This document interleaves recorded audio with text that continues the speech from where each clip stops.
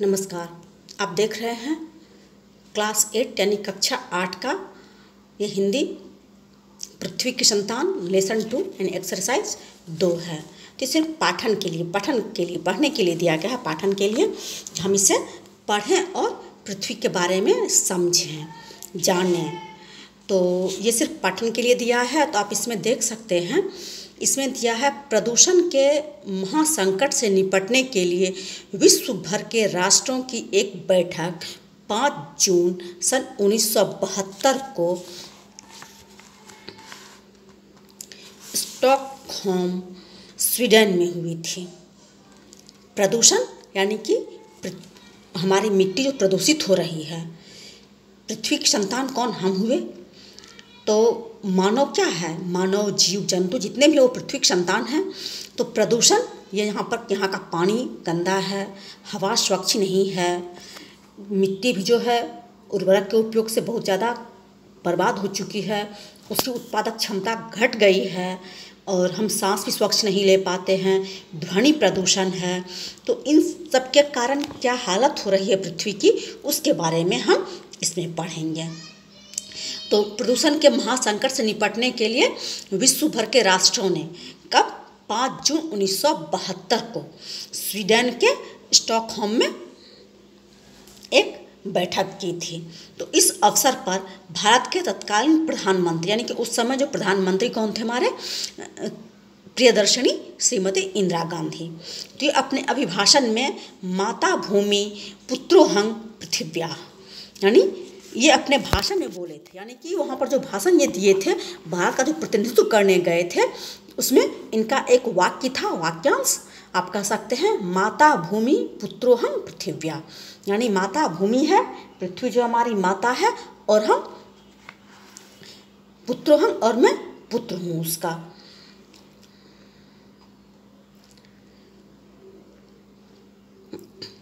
इसका संदेश जो है उस समय तत्कालीन प्रधानमंत्री श्रीमती इंदिरा गांधी ने दिया था। इस दिवस की स्मृति में यानी यादगार में, स्मृति यादगार होता है। तो इस दिवस की यादगार में हम प्रत्येक वर्ष 5 जून को पर्यावरण दिवस मनाते हैं। सन 1992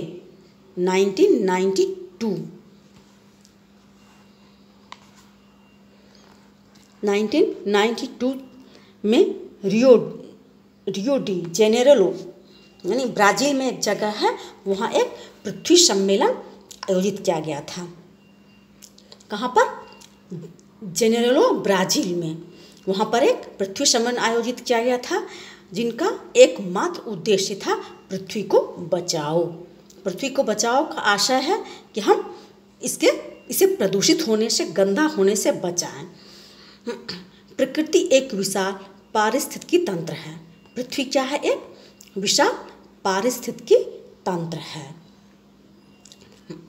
जिसमें 2 प्रकार के प्रमुख घटक शामिल हैं, जैविक और अजैविक। इसमें कौन घटक शामिल हैं? जैविक और अजैविक 2 घटक शामिल हैं। जैव मंडल का निर्माण भूमि, गगन, अनिल, अनल और जल, भूमि, गगन, अनिल, अनल और जल नामक 5 तत्वों से होता है। तो ये 5 तत्व क्या है? भूमि, गगन, अनिल, अनल, यानी जिसको हम संस्कृत भाषा तत्सम शब्द में कह सकते हैं, हमारे वेदों में कहा गया है, क्षिति, जल, पावक, गगन, समीरा। भूमि, पृथ्वी, गगन, आकाश, अनिल, वायु, अनल, अग्नि और जल, इन 5 तत्वों से निर्माण हुआ है, जिसमें हम छोटे बड़े एवं जैव अजैव विविधताओं के बीच रहते आए हैं। इसमें क्या है? इसमें पेड़ पौधे एवं प्राणियों का निश्चित सामंजस्य और सह अस्तित्व है। इस 5 तत्वों में क्या होता है कि छोटे बड़े जैव अजैव विविधताओं के बीच हम रहते हैं। इसमें पेड़ पौधे प्राणी आदि का निश्चित सामंजस्य और सह अस्तित्व, सामंजस्य, मिलावट और सह अस्तित्व, साथ में साथ देने वाला, अस्तित्व के साथ यानी वास्तविकता के साथ, जिसे समन्वयात्मक रूप में पर्यावरण के विभिन्न अवयव कहते हैं।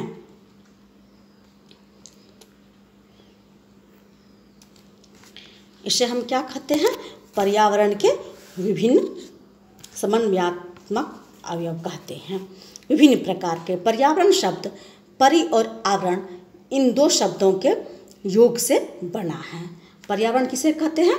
ये परि और आवरण दो मुख्य शब्दों से बना है, जिसका अर्थ होता है परि दूसरा और आवरण ढका हुआ। परि और आवरण का सम्यक अर्थ नहीं, मिला हुआ अर्थ होता है आवरण जो हमें चारों ओर से ढके हुए हैं। आवरण ढकना चारों ओर से, परि हुआ चारों तरफ और आवरण जो ढका हुआ है, तो हमें जो चारों ओर से ढका हुआ है उसी को हम पर्यावरण कहते हैं। पर्यावरण का सम्यक अर्थ क्या होता है? वह आवरण जो हमें चारों ओर से ढके हुए हैं, आवृत किए हुए हैं। प्रकृति और मानव के बीच का मधुर सामंजस्य बढ़ती है। प्रकृति और मानव के बीच का मधुर सामंजस्य बढ़ती है। जनसंख्या उपभोगी प्रवृत्ति के कारण घोर संकट में है। यह असंतुलन प्रकृति के विरुद्ध तीसरे विश्व युद्ध के समान है। प्रकृति और मानव, मनुष्य, प्रकृति, नैसर्गिकता जिसको कहते हैं हम, दोनों के बीच एक मधुर सामंजस्य यानी मीठा सामंजस्य यानी कि मिलन है, संयोग है, साथ है, और उसी से हम आगे बढ़ते हैं। तो जनसंख्या उपभोगी प्रवृत्ति, जनसंख्या भी बढ़ी और हमें उपभोग करना यानी सुख साधन के सामानों को इकट्ठा करने के कारण ये घोर संकट है।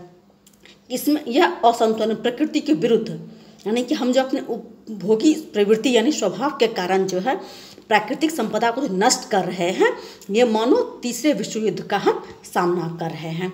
विश्व भर में वनों का विनाश, अवैध और असंगत उत्खनन, कोयला, पेट्रोल, डीजल के उपयोग में अप्रत्याशित अभिवृद्धि और कल कारखानों के विकास के नाम पर विस्तार। अब क्या है, तीसरे विश्व युद्ध का सामना क्यों कर रहे हैं? हम प्रकृति का दोहन कर रहे हैं इसलिए ना। विश्व भर में क्या हो रहा है? वनों का नाश यानी हम जंगल को काट कर कल कारखाना लगा रहे हैं, उससे जो है उसका अवशिष्ट जल को और धुएं वायु को प्रदूषित कर रहा है। कोयला का उत्खनन यानी हमारे भूमि के अंदर जो कोयले के खान हैं, तो विश्व भर में उसका अप्रत्याशित यानी कि बहुत अधिक उत्खनन कर रहे हैं। जो आवश्यकता जो हमारी ज़रूरत के लिए यानी जितनी उसकी क्षमता उससे ज़्यादा हम कर रहे हैं। पेट्रोल डीजल का भी खपत कर रहे हैं, अभिवृद्धि अत्यधिक वृद्धि हो गई है। और कल कारखानों का जो विकास के नाम पर हम विस्तार कर रहे हैं, वनों को काट कर डीजल पेट्रोल की खपत को बढ़ाकर, ये क्या है? मानव सम्यकों को महाविनाश कगार पर लाकर खड़ा कर दिया है।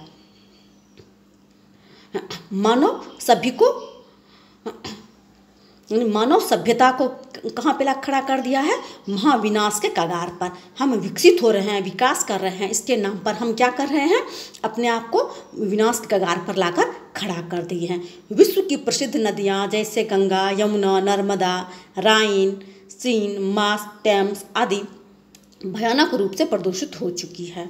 यानी कि सारी नदियाँ जो है विश्व भर में जो बड़ी नदियाँ हैं जिसका हम उपयोग करते थे, मानव जाति इससे सुख सुविधा का सुख लेते थे, इस पानी का उपयोग करते थे, वो अब क्या है? भयानक रूप से प्रदूषित हो चुका है, यानी बहुत ज़्यादा गंदा मैला हो चुका है। इसके निकट बसे लोगों का जीवन दुश्वार हो गया है। यानी इन नदियों के निकट जो गांव, शहर आदि का विकास हुआ था, वहाँ के लोगों का जीवन जो है इसके प्रदूषित पानी के कारण, दूषित जल के कारण जीवन जो है काफ़ी मुश्किल में पड़ गया है, कठिनाई में आ गया है। तो आज हम बस इतना ही देखते हैं। पृथ्वी की संतान यानी लेसन 2 का एक्सरसाइज 2 जो है, इससे मैंने आज इतना ही देखा। अब आगे का भाग अगले भाग में देखेंगे, अगले पार्ट में। तो आज बस इतना ही।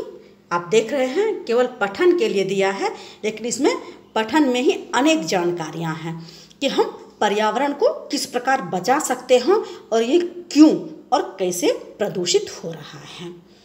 तो आगे हम देखेंगे दूसरे भाग में। नमस्कार।